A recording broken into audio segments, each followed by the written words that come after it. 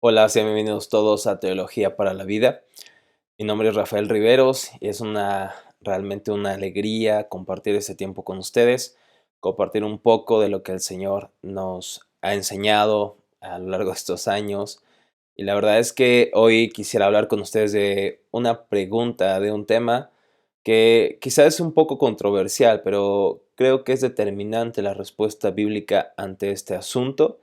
Y creo que es pertinente también tocarlo debido a que hay confusión, hay de alguna manera, una enseñanza que se ha infiltrado erróneamente en muchas iglesias. Por ello veo necesario contestar a la siguiente pregunta. ¿Puede un cristiano ser poseído por un demonio? ¿Puede un cristiano genuino ser poseído por un demonio? Y bueno, me gustaría responder con ustedes conforme a las escrituras, pero antes de responder, tenemos que definir justamente qué es una posesión demoníaca. Y me gustaría usar al doctor Martin Lloyd Jones, que recomiendo mucho sus libros, especialmente este libro que les va a ayudar mucho a este tema, No contra sangre y carne, del doctor Martin Lloyd Jones. Y bueno, el prólogo es por Albert Mohler. Y la verdad es que es un excelente libro para este tema, no solamente para la posesión, que es en la última parte del libro donde realmente se toca, sino para entender incluso el porqué las guerras, el porqué el espiritismo y qué hay detrás de todo esto. Es un libro muy breve, muy pequeño, pero muy profundo y muy útil para este tema, así que lo recomiendo a todos los que ven este video.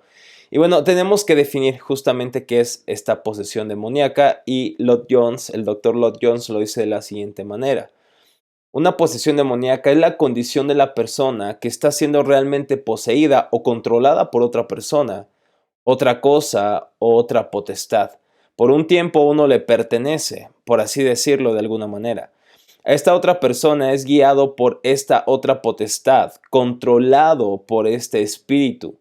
Uno ya no tiene control sobre sí mismo, sino que es dominado por una potestad espiritual invisible que se ha apoderado de él. Ahora, como iglesia reformada, como personas que pertenecemos a la reforma protestante, se nos ha acusado de que no creemos en los demonios, que no creemos en las posesiones demoníacas, porque hemos levantado la voz en contra de excesos que hemos visto en muchas iglesias, donde cada pecado es un demonio, donde ya no eres culpable por lo que tú haces, sino que es un demonio que te está obligando a hacerlo, incluso entre cristianos mismos. Y cuando hablamos en contra de esto, inmediatamente se nos dice que no creemos en tales cosas. Creemos en poderes espirituales, creemos en demonios, creemos en el poder del diablo, creemos en los estragos de su obra en esta tierra. Es algo real, es algo que creemos. Y una posesión demoníaca puede darse, aunque hoy muchas personas, ¿cierto? Preparadísimas y de grandes conocimientos dicen que esto es absurdo. Sin embargo, hay evidencias en las escrituras sobre todo, incluso fuera de las escrituras, donde podemos ver casos de posesiones demoníacas e influencias demoníacas por doquier. Así que esto es una posesión demoníaca, el control de una persona, de un espíritu sobre esta persona que toma cierta autoridad e incluso tiene cierto poder sobre esta persona, puede darle cierta fuerza, incluso un conocimiento sobrenatural, por así decirlo. Se ha relatado de personas y se ha testificado, registrado de personas que hablan latín, griego o un idioma que no conocen por anticipación. Conocen ciertas cosas que no conocían de otra forma. Y bueno, hay muchas evidencias de que una persona ha sido poseída por un demonio. Y tenemos varios ejemplos en las escrituras. Por ejemplo, en Mateo 5, versículo 1 en adelante, nos habla del endemoniado Gadareno. Este hombre realmente no sufría de una enfermedad clínica como algunos pretenden espiritualizar o de alguna manera interpretar este texto, sino que realmente este hombre estaba poseído según el Evangelio, ya que incluso él se hacía cortadas él mismo con una piedra, tenía actos violentos, realmente una fuerza muy, muy violenta, Y también vivía entre tumbas. Era una persona que realmente estaba fuera de sí misma, por así decirlo, y estaba siendo controlada por un demonio. Tenemos en otra ocasión al chico que se lanzaba al fuego o se lanzaba al agua incluso para ahogarse, y lo vemos en Mateo 17, 14 al 18. También tenemos un hombre que no podía hablar en Lucas 11. De hecho, en los evangelios vemos diferentes ocasiones donde se le presentan personas poseídas a Jesucristo. Estas personas poseídas, estos demonios, incluso tenían el conocimiento que Jesucristo era el Mesías. Tenían un conocimiento sobrenatural que incluso los fariseos ni los escribas de alguna manera aceptaban y reconocían. Los demonios sabían que Jesucristo era el que habría de liberar al pueblo de Dios. Estas personas poseídas por un espíritu son personas que están controladas por tal espíritu. Ahora, la pregunta es cómo una persona puede ser poseída y cómo ésta puede ser libre.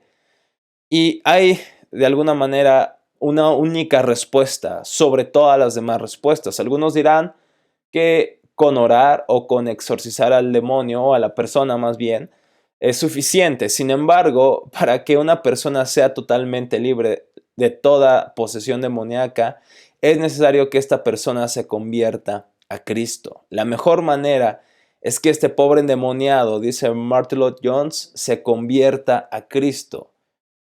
Vaya a Cristo y le pida salvación. Y que esta persona realmente le conozca. La única forma en que nuestro corazón puede pertenecer al Creador y de ser desposeído de aquel que viene a hurtar, que es el diablo. Y esto me encanta cómo lo dice Pablo en 2 Corintios 4, versículo 1 en adelante. Por tanto, dice Pablo, puesto que tenemos este ministerio, según hemos recibido misericordia, no desfallecemos, sino que hemos renunciado a lo oculto y vergonzoso, no andando con astucia ni adulterando la palabra de Dios, sino que mediante la manifestación de la verdad nos recomendamos a la conciencia de todo hombre en la presencia de Dios.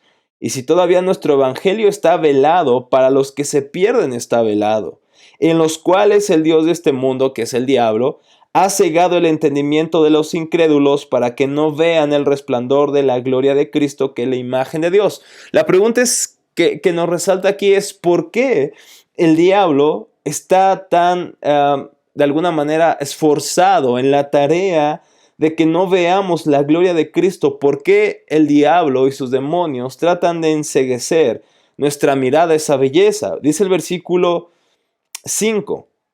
Porque no nos predicamos a nosotros mismos, sino a Cristo Jesús como Señor, y a nosotros como siervos vuestros, por amor de Jesús. Pues Dios, que dijo que de las tinieblas resplandeciera la luz, es el que ha resplandecido en nuestros corazones, para iluminación del conocimiento de la gloria de Dios en la faz de Cristo.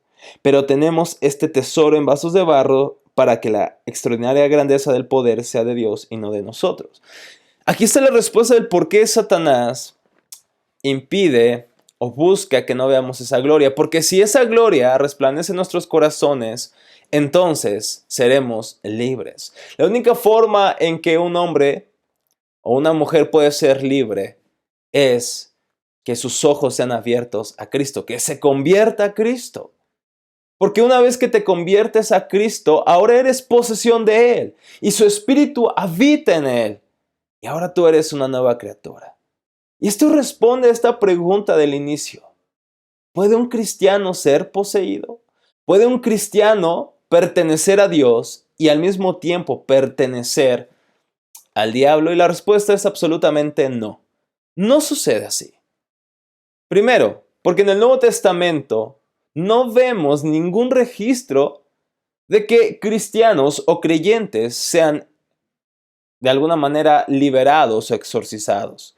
No tenemos ningún registro bíblico de que a personas creyentes en el Señor sean liberadas. Al contrario, vemos que personas que no creen en el Señor, personas que están alejadas del Señor, son influenciadas, poseídas por un demonio, pero no creyentes.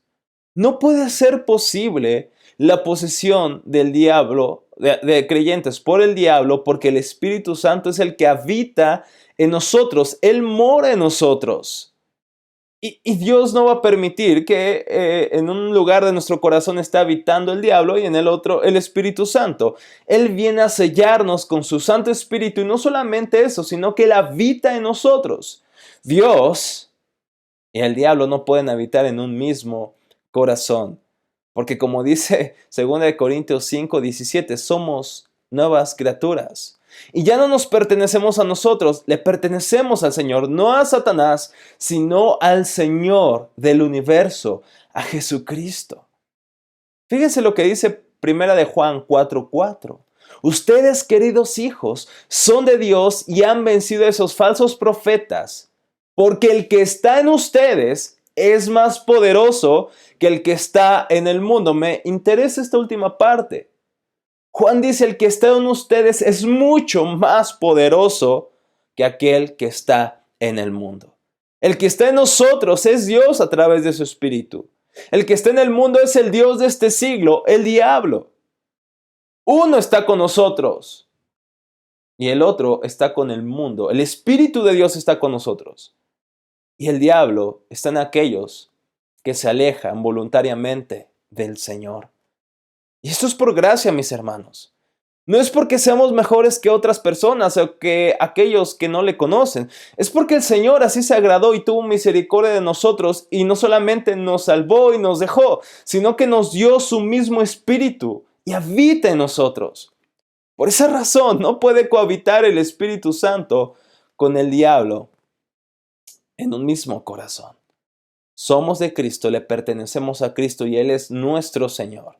Por lo tanto, esta práctica de liberar cristianos y demás no es absolutamente bíblica, es antibíblica y proviene de una enseñanza totalmente alejada de las Escrituras. Y te preguntarás, bueno, conozco a una persona que se decía ser cristiana y estaba poseída por un demonio. Bueno, bíblicamente hablando, es posible que una persona pueda confesar ser cristiana, pueda decir que es cristiana y gritarlo a los cuatro vientos y al mismo tiempo no serlo. Esto lo podemos ver en diferentes pasajes, pero me limitaré a citar a Mateo 7, versículo 21 al 23. En aquel día, dice Jesús, muchos me dirán, Señor, Señor, en tu nombre hicimos milagros, echamos fuera demonios y profetizamos en tu nombre. ¿Y qué es lo que Jesucristo les dice? Aléjense de mí, hacedores de maldad. Jamás los conocí. Son personas que reclamaban cierta empatía con Cristo, cierta cercanía con Cristo, pero que en lo íntimo de su ser estaban totalmente ajenos a Cristo. Y puede ser que una persona que se diga cristiana estaba endemoniada porque realmente no era cristiana. Una persona que pertenece al Señor no puede ser al mismo tiempo una persona que le pertenece al diablo. Lógicamente y escrituralmente hablando, no puede ser posible.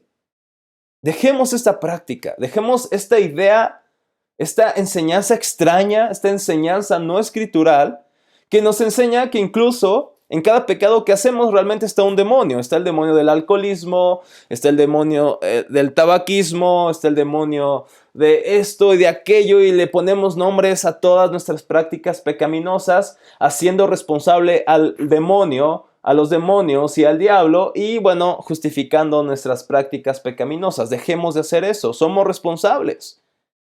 Somos tentados y atraídos por nuestras propias concupiscencias, dice Santiago, no por los demonios. Los demonios sí pueden influenciar, los demonios sí pueden de alguna manera ponernos trampas de tentación, pero al final de cuentas, quienes pecan no son los demonios. Están pecando, obviamente, pero cuando nosotros pecamos, lo hacemos voluntariamente, voluntariamente. Así que dejemos de llamar demonios a cosas que no son demonios, que es nuestra responsabilidad. Hacer morir nuestra carne es nuestra responsabilidad, ayudados y obviamente sostenidos por la gracia del Señor. Pero mis hermanos, le pertenecemos a Cristo y Cristo es nuestro Señor. Aún el diablo se levante con toda su hueste angelical caída, aún así estamos seguros en el Señor. Porque como dice el famoso himno de Martín Lutero, Satán vencido está por la palabra santa. Mis hermanos, que esa sea nuestra esperanza. Confiemos en el Señor, pongamos nuestra vista en el Señor Y a pesar de lo que pase, a pesar de las circunstancias, sigamos confiando en aquel que nos ha salvado y le pertenecemos para siempre. Mis hermanos, que el Señor les bendiga. Ha sido un grato gusto estar con ustedes. Les mando un fuerte abrazo donde quiera que estén, donde quiera que nos vean o escuchen. Mis hermanos, hasta la próxima en Teología para la Vida.